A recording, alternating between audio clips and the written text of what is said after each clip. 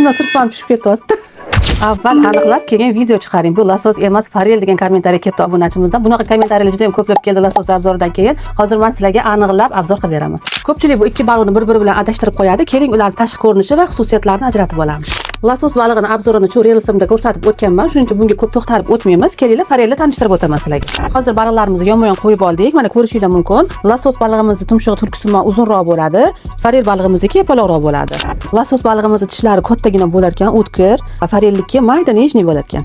Ranglardan ham bemalol ajratsak bo'ladi. Lasos balig'imizni tangalari yirikroq va qoraroq bo'ladi. Farel balig'imizni tangalari maydaroq, yaltiroqsimon, kumushsimon bo'ladi.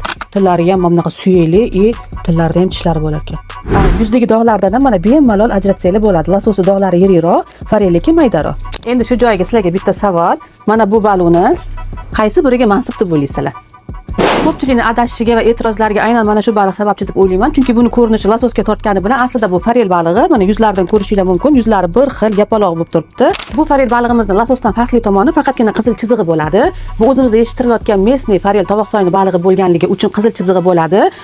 Aslida Norvegiyadan kelgan farelimizda esa hech qanaqa qizil chizig'i bo'lmaydi. Shuni hisobiga ko'pchilik lasos balig'i bilan buni adashtirishyapti. Buni faqat oddiygina yo'li yuz ko'rinishidan farqlab olsanglar bo'ladi. Baliqlarimizni go'shiga keladigan bo'lsak, lasos balig'imizni go'shining rangi oranjeviyroq bo'ladi va o'tkirroq bo'ladi. Nimagaki yo'tni mazasi ko'proq kelib turadi.